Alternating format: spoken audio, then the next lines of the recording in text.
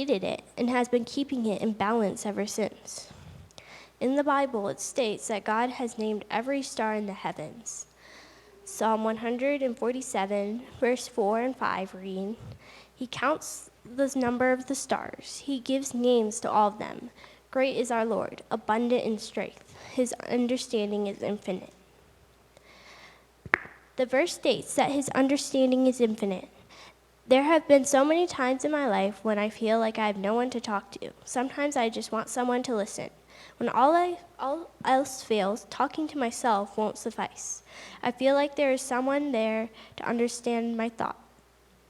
I won't feel like there is someone there to understand my thoughts, as selfish as they are. My mom always tells me God is always there and he will listen to you. But when I feel like I am in the depth of despair, I don't feel anyone. But I've realized that maybe I just haven't been listening. He is there, answering you. I don't hear it, I don't feel it, but it is there. And when you don't feel or see him there, it doesn't mean he isn't there. Closing your eyes won't make the world go away. It is still there even though you can't see it at the moment. Right now, our eyes are closed to God. We won't be able to see him until we leave this world. Then and only then can our eyes be opened. I read a story once about a rabbi and a Roman soldier. The rabbi had a beautiful picture in front of him. The Roman soldier inquired about the picture and about who drew it.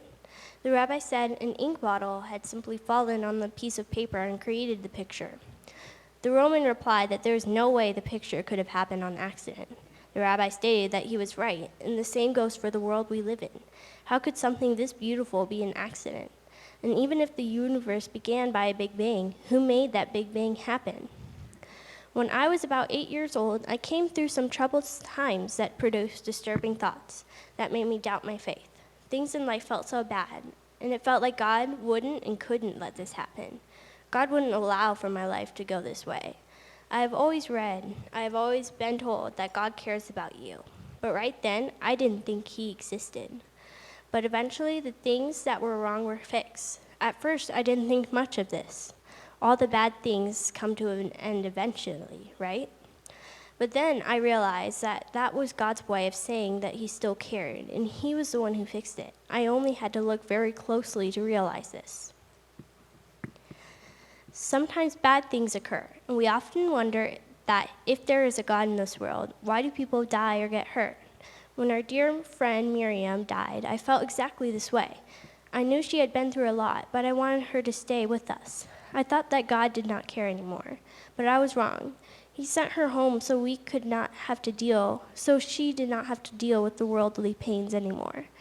But there is still evil. The world is constantly facing evil people.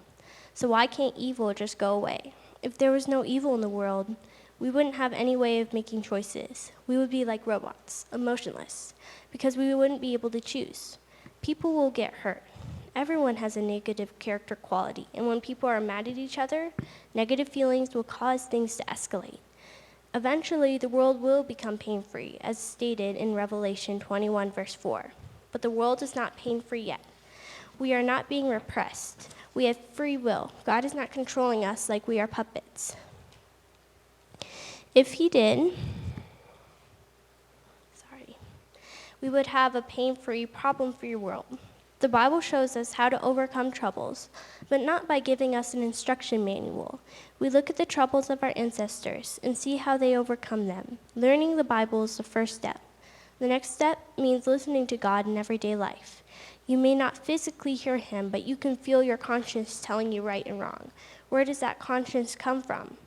I believe it is what God put in us to silently show us the way.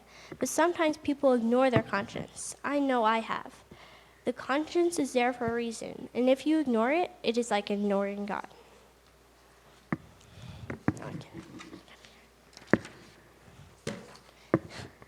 My Torah portion is Vayehi.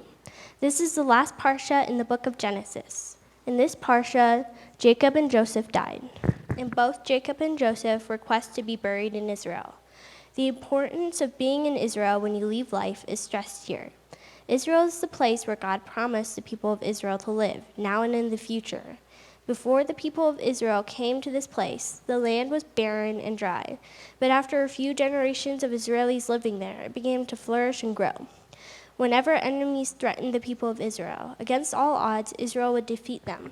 During the 6-day war, the Israeli people won against all the odds, in a war that could have lasted years.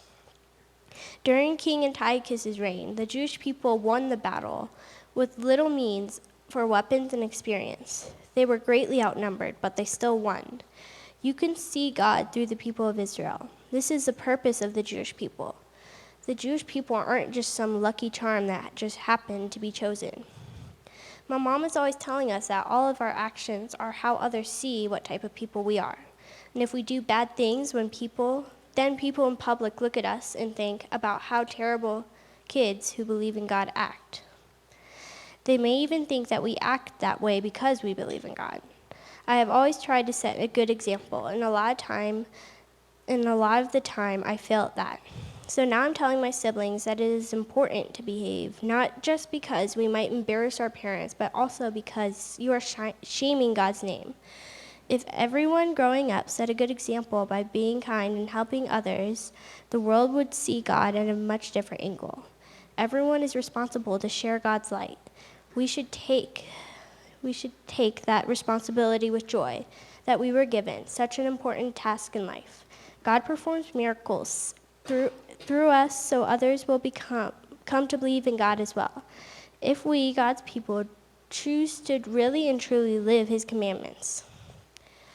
Jacob also blesses his sons before his death. I think the blessing of the sons has great significance. Before Joseph was sold into slavery, his brothers were jealous of him because Jacob treated him as the firstborn when he was almost the youngest. Jacob played favorites, and this causes problems. There is a difference in how the brothers and Joseph reacted to the problems and issues in the family. When Joseph was mistreated, he was quick to forgive. When the brothers were mistreated, they became bitter and stayed bitter until the problem escalated into selling Joseph into slavery. My parsha is pretty short, but it has a lot of meaning. I found it kind of interesting that I'm the firstborn, and it shows in the parsha that the youngest usually gets the blessing. I tried to find out what to think because at a first glance, this doesn't look too good for me. I thought that maybe, just maybe, it meant to say that the firstborn has a lot of responsibility, and if the firstborn doesn't realize how much responsibility that is, and squanders his or her chance to be a good person throughout their life, then they may not get the blessing. I'm the firstborn in my family, and though there may not be an inheritance or a physical blessing like in the Bible, it is symbolic to know that your parents trust you to follow God's word. A true blessing may not be personal entertainment. A blessing is gifts God gives you. For example, singing, knowledge of an instrument, or a child. These are gifts from God. You can take these blessings from God and use them to care for other people. Anything God gives you can become a blessing in someone else's life. Today, I'm trying to show everyone here, especially my parents, that I am capable of sharing these blessings with other people. Today, I have attempted to shine God's light through this speech. I have many goals set for the future. I hope to take up a steady Bible reading schedule. I also hope to start praying regularly. I and my family used to do the traditional Jewish prayers every day. I believe this brought us closer to God. I would be more connected to God if I made the effort to do this. Often I tell myself I'm going to start praying, but I never actually do. So now I plan to do this because it would grow my relationship with God. I also want to include my siblings more in my life and not to be as mean to them. I'm very guilty of being frustrated and annoyed easily. So I'd like to say that I'm sorry to my brothers and sister for being so irritable, if you even know what that means. I'd like to thank them for always being there for me, and thank a big thank you to my mom and dad for not only giving birth to me, but also always being there for me and caring for me. No words can express my thankfulness to them. And also a big thank you to all my friends and family who have helped me become who I am. I've taken much time to prepare for this speech, and there have been many ups and downs preparing for this important and special event. frustrations, accomplishments. I've learned so much doing this speech. I've learned a lot. I learned a lot about my Torah portion, and I have also learned about the Jewish people as a whole. But mostly I learned about myself. Going through this experience showed me a part of myself I had never really noticed before. Usually I don't get too energetic about faith. I know what I believe, and I believe it. But unfortunately, it hasn't been on the top of my list lately. School, chores, and social interactions have been my focus. The last time I remember expressing my faith was when I was arguing with a friend. Writing this speech has taught me that I care about my faith a lot more than I thought. And in the days leading up to this event, I have been thinking more and more about my relationship with God. Creating this speech was good for me, but it was also part of creating the blessing that I am hoping and praying reached you today. I pray that tonight you leave this place with a true blessing that you can take with you and bring with you into the future.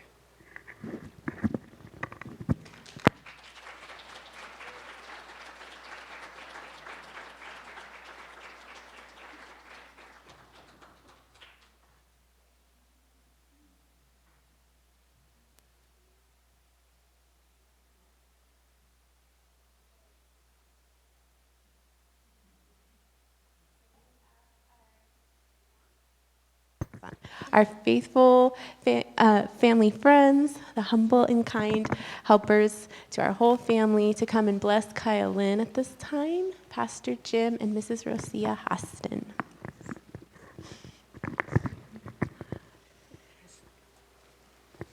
Thank you.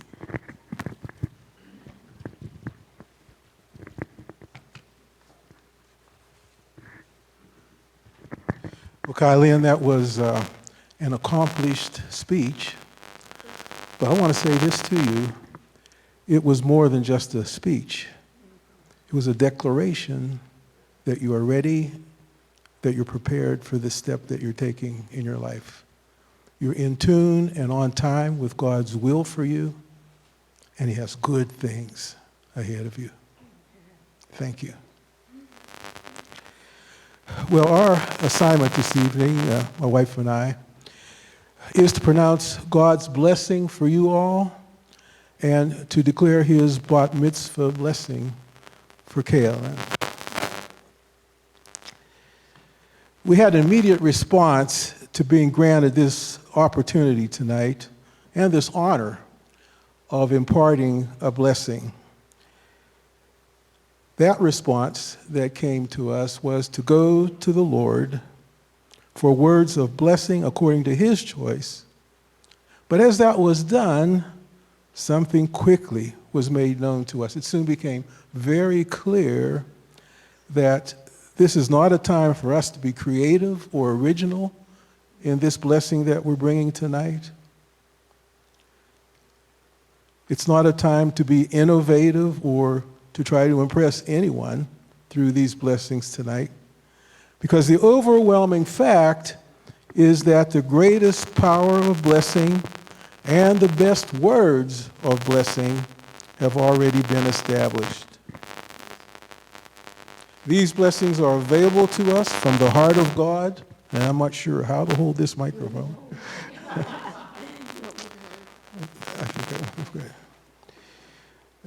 To express these blessings to you just as God has expressed them in His Word. And so this evening we'll look to Him as the author, as the creator, and as the source of the blessings that are to be spoken during this ceremony. Well, first I want to acknowledge all of you. I know that Kayalynn and her family appreciate your support of her bat mitzvah. And in addition, I'm sure that you realize that your commitment will continue to remain vital to her future benefit. And as that's accomplished, your involvement in Kayalynn's newness of life will need to adjust over time. I want to use a brief illustration to demonstrate to you why I believe it's important that you be ready to make these adjustments as she grows. Jenny was raised in a culture that lacked understanding of nutritional principles. Jenny left home. She received her education and then she returned back home.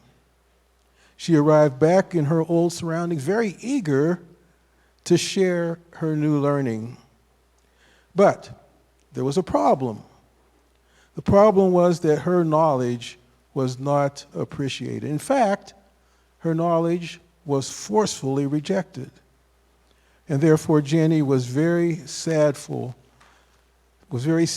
that her attempt to be helpful to people that she loved and cared about was not successful. Now, I'm grateful tonight that our expectations for Kayalynn are nothing at all like Jenny's experience. However, it is a fact that she will advance in her growth. Her advancement starts with this change taking place today, and it will continue to develop. And as this happens, I am sure that all of us will want to keep pace with Kayalynn's progress. We want her to avoid the sadness that Jenny experienced. And in order to do that, we'll need to support Kayalynn as she grows and as she advances, we have for her ways to encourage her in her